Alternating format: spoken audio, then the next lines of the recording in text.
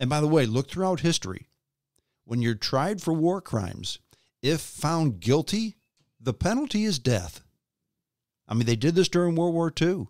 There were Japanese generals during World War II that said, look, my men, they treated prisoners wrong. They killed women and children. They treated the prisoners in ways not compliant with the Geneva Convention. But look, I didn't do it. My guys did it.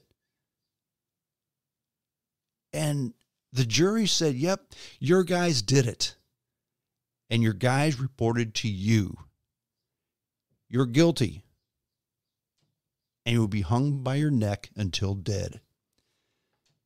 Inform the Russian generals that this is what's going to happen to them when this is over. You can say what you want about Russian generals. None of them are stupid. Zero. They all know history. They all know that Russia is ruled by the guy in charge. Right now, it's a 70-year-old man who may have cancer and is not in good health. When he dies and the next guy takes over and this whole Ukraine thing goes south, if they know they're going to be brought up on trial in The Hague and if found guilty, hung by their neck until dead, they may well change their tune. Once again, a simple solution, but implementation perhaps not easy at all. Which leads me into my essay for the day. I think most of you out there have heard of a clinical psychologist, author, podcaster, YouTuber, Jordan B. Peterson.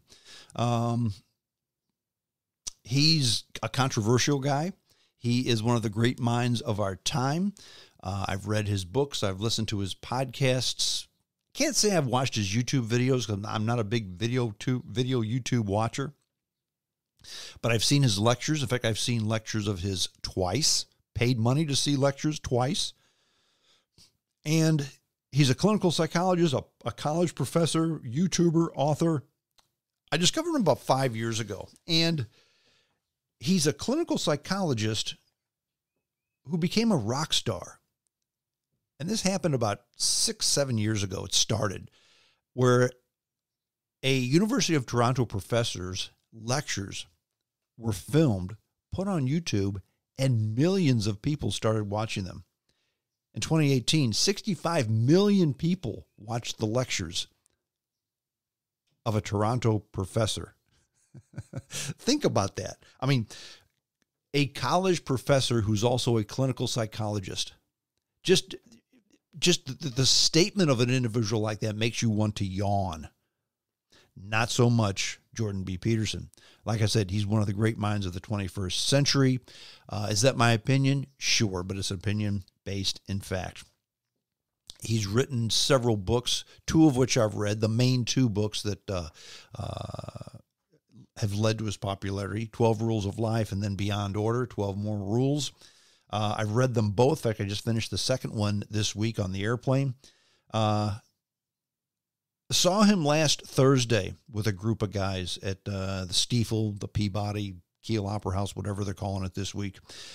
Second time I saw him at that same venue.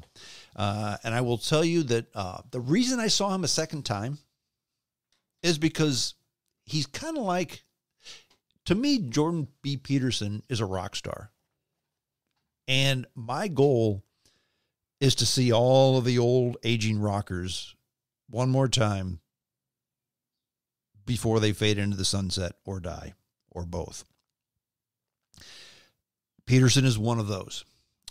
He's only 59 years old, but he is not in good health. The first time I saw him, his lecture was riveting. He was engaging. This time, what he had to say was fine, but this lecture was a shadow of its former self, I thought. Okay. So he's already on the wane, in my opinion. Maybe he just had a bad night. I don't know. Some of the guys I saw it with had also seen him in Kansas City several weeks earlier. They said this lecture was better than the one in Kansas City. And this time it wasn't that great. So perhaps the guy's on his way down. I don't know. But I'm glad I saw him last Thursday. Again, like the old rockers, I want to see these people one more time before they die. Peterson is not in good health.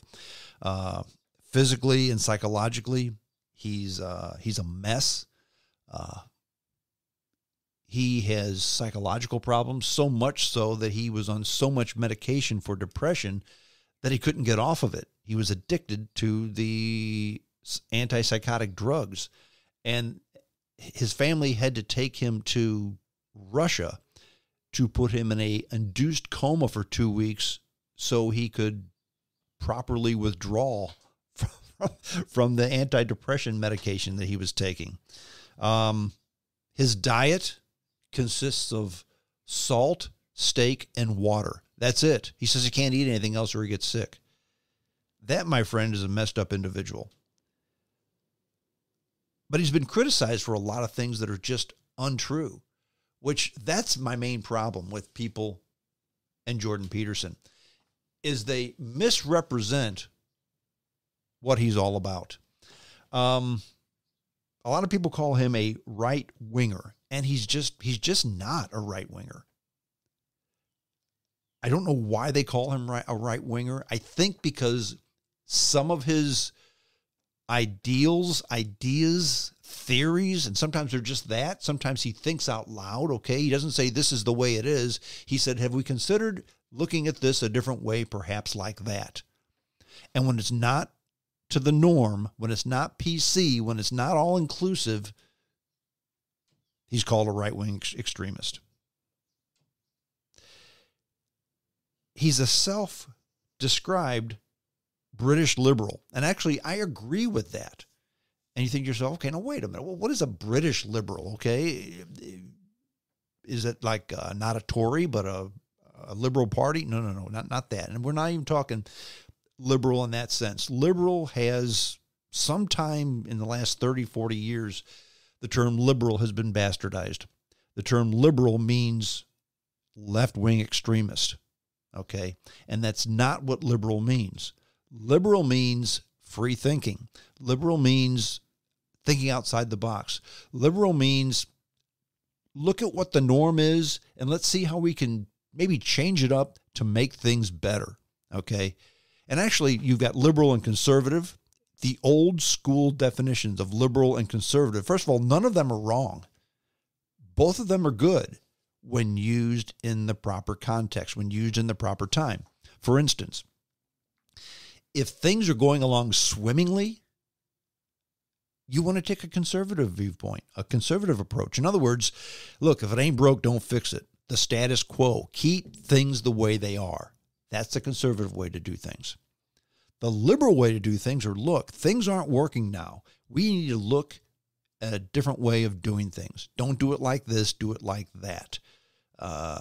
Don't put him in charge, put her in charge, or maybe put them in charge, more than one person. Changing things up because what we're doing right now isn't working. That's the definition of liberal and conservative. Not conservative, I want Trump, or liberal, I want Biden. Forget all that, because both guys have conservative type ideas. Both guys have liberal type ideas, okay?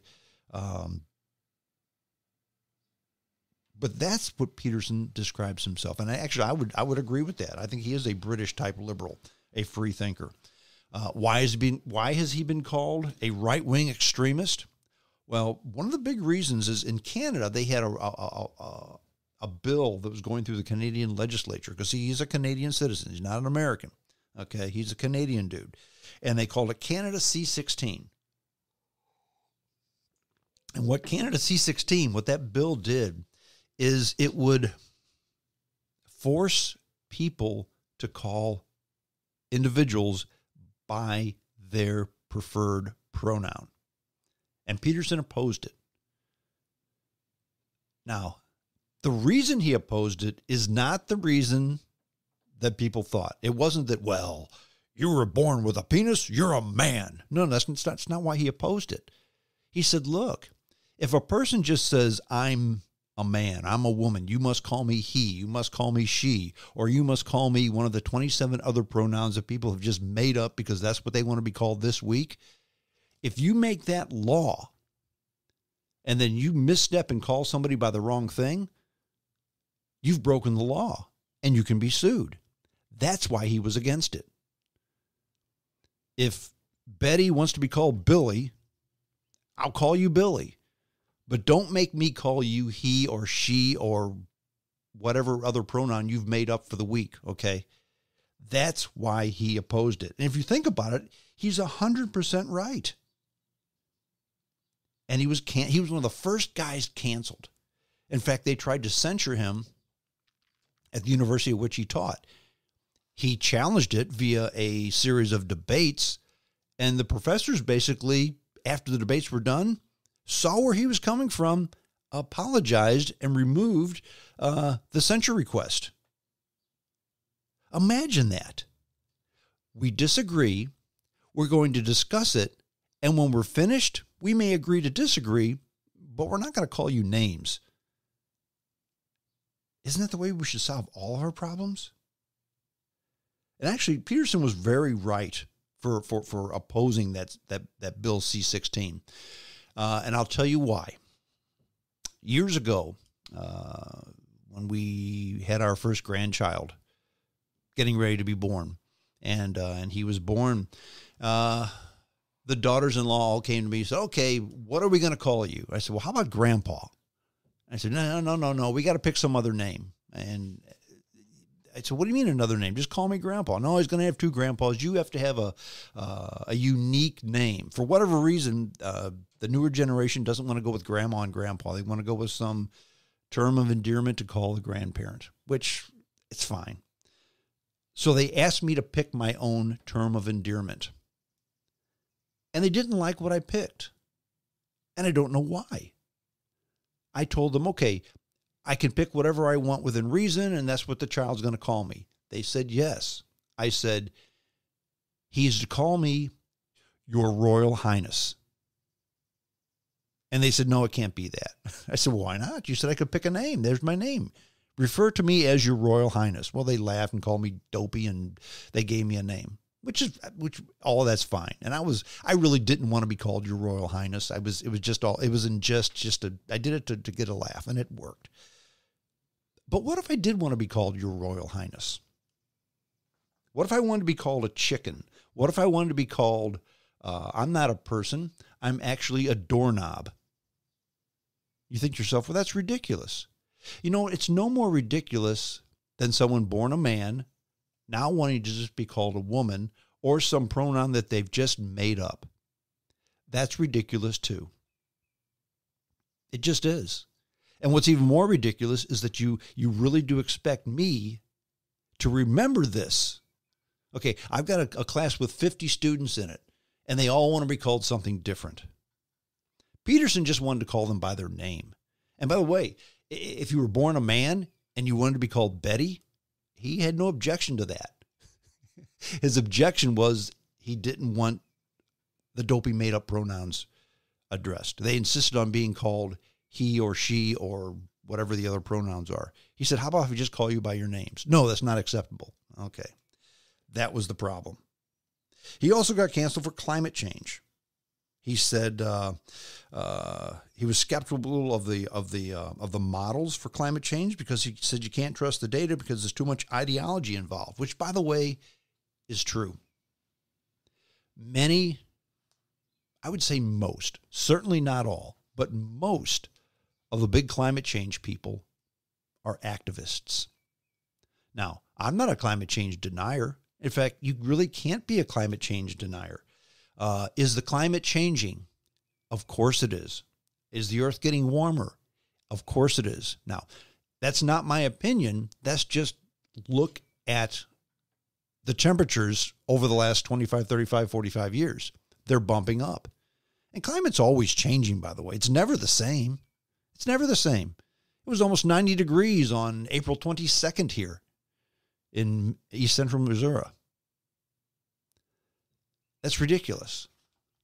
Up in the Poconos, we had 11 inches of snow in late April. That's ridiculous. But you know what? The climate's always changing, and things are always getting warmer. That's not the issue. Because if you say the earth's not getting warmer, you're not following facts. If you say the earth is getting warmer because we drive automobiles and SUVs, that's where you have to say, maybe, maybe not.